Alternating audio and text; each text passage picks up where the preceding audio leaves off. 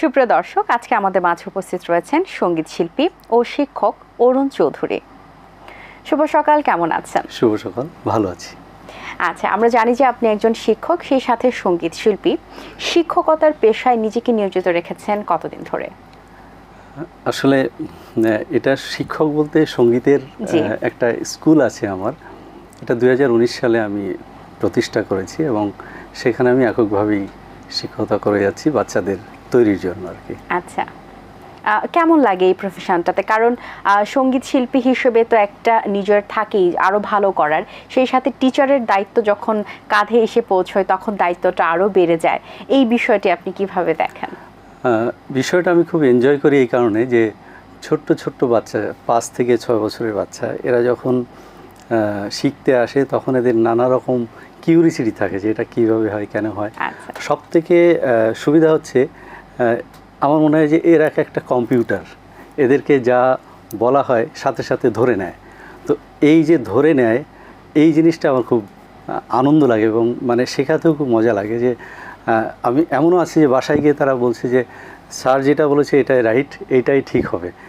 হয়তো গার্ডিয়ানরা বলছেন যে এটা একটু এইভাবে করো, ওটা এইভাবে বলেছিলেন স্যার, না স্যার এইভাবে বলেছেন, তো এইভাবে করতে হবে। এই যে কিছু বাচ্চাদের মানে শেখার প্রতি যে টিচারের প্রতি যে আগ্রহ, এটাও আমাদেরকে ইন্সপায়ার করে শেখানোর জন্য। আচ্ছা, আপনার গানের শুরুটা কিভাবে হয়েছিল? শুরুটা আমার বাবার কাছ থেকেই, ছোটবেলাতে।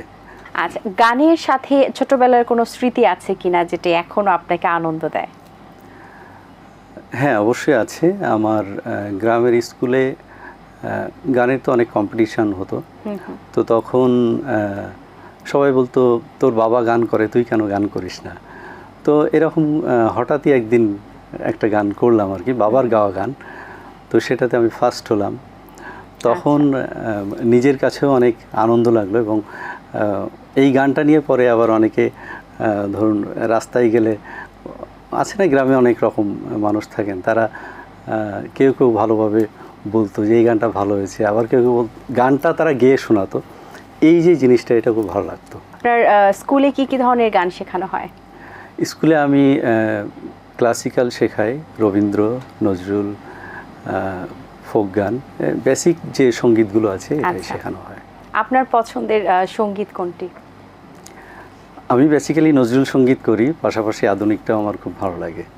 যেহেতু আপনার নজরুল সঙ্গীত, সেই সাথে আধুনিক গানও পছন্দ, কিন্তু আমাদের সকালের এই সুন্দর সময় একটি নজরুল সঙ্গীত শুনতে চাই। ওকে। মোর প্রিয়া হবে এসো রানী, দেব খোপায় তারার ফুল।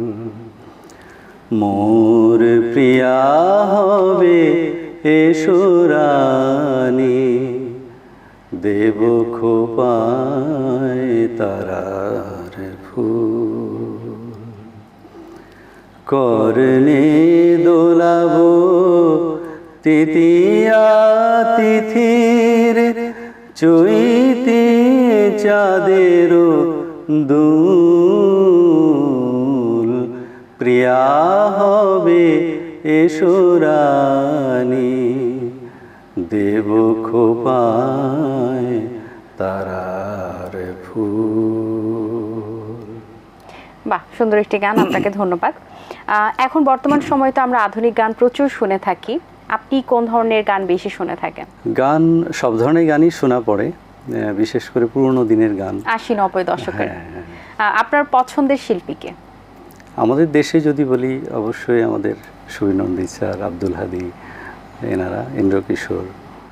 এই আচ্ছা, ছোট বাচ্চাদের মধ্যে তো গানের অনেক প্রবণতা দেখছেন, আগ্রহ দেখছেন। নতুন প্রজন্মে যারা এখন গান করছেন তাদের মধ্যে কতটুকু দেখতে পাচ্ছেন আগামীতে আমরা কি 80-90 দশকের মতো গানগুলো পুনরায় ফেরত পাবো কিনা? বা এখন তো প্রচুর গান রিমিক্স হচ্ছে, পুরোনো দিনের গানগুলো নতুন করে রিমিক্স বের হচ্ছে, এই যে গানগুলো, এরকম ধরনের গান কি আমরা আগামীতেও পাবো কিনা? যেগুলো হয়েছে সেটার উপরে তো কিছু করার নেই, নতুন করে অনেক ভালো ভালো গান হচ্ছে, কিন্তু আগের যে মিউজিক কম্পোজিশন যেটা, সেই দিক থেকে যদি বলি, এখন হয়তো টেকনোলজির কারণে অনেক ডেভেলপ হয়েছে, কিন্তু আগের যে শ্রুতি মধুরতা যে মিউজিকগুলো, সেইটা আমার মনে হয় এখন অনেক মিউজিক থাকলেও সেই ভালো লাগাটা অতটা বেশি কাজ করে না। তবুও আমি আশাবাদী যে আরও অনেক ভালো ভালো গান হচ্ছে এবং হবে নিশ্চয়ই। আচ্ছা, গানের সঙ্গীতের শিল্পীদের জন্য চর্চাটা কতটুকু প্রয়োজন? চর্চা তো অবশ্যই দরকার, কারণ হচ্ছে গানটা চর্চারই বিষয়। যদি আমি প্র্যাকটিস না করি তাহলে গলাটা ধরে রাখা সেটা অনেক সময় ব্যাহত হয়। তো চর্চার প্রয়োজনীয়তা আমি মনে করি যে এই কারণেই। আচ্ছা, এবারে আপনার কণ্ঠে আরেকটি গান শুনতে চাই। আমার তোমার মনে বসত বাড়ি, হাওয়ায় চলে মনের গাড়ি, এক আকাশে উড়তে পারি, হয়ে দুজন রঙিন ঘুড়ি। আমার তোমার মনে বসত বাড়ি, হাওয়ায় চলে মনের গাড়ি, এক আকাশে উড়তে পারি, হয়ে দুজন রঙিন ঘুড়ি। আকাশ ভরা যত মেঘের ছায়া, তোমার বুকের মাঝে তত মায়া। আকাশ ভরা যত মেঘের ছায়া, তোমার বুকের মাঝে তত মায়া। ওই হৃদয়ে নাও যতন করে, খুশির সম্পান খানি দাও ভাসিয়ে, দাও ভাসিয়ে, দাও ভাসিয়ে। আমার তোমার মনে বসত বাড়ি, হাওয়ায় চলে মনের গাড়ি, এক আকাশে উঠতে পারি, হয়ে দুজন রঙিন ঘুড়ি। বাহ, খুব সুন্দর একটি গান। আপনার একটি মৌলিক গান, এখন পর্যন্ত কতগুলো মৌলিক গান রিলিজ হয়েছে আপনার? আমার প্রায় 100 গান আমার রিলিজ হয়েছে, এখনো 20টা মতো প্রসেসিংয়ে আছে, কাজ চলছে আর কি। এই 100টা গানের মধ্যে আপনার পছন্দের গান বা আপনাকে প্রভাবিত করেছে এরকম গানের কথা যদি বলতে বলি, তাহলে কোন গানগুলোর কথা বলবেন?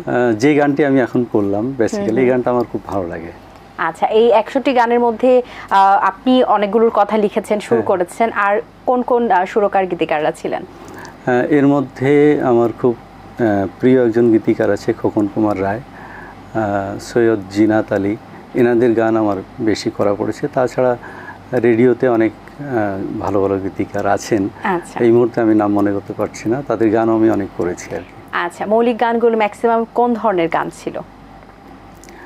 মৌলিক গান তো আসলে আধুনিক গানই হয়, তো সেখানে আধুনিকের মধ্যে অনেক সময় রোমান্টিক হয়, স্যাড সং হয়, সেই হিসাবে কোন গানগুলো বেশি ছিল? বেশি গানই রোমান্টিক গান।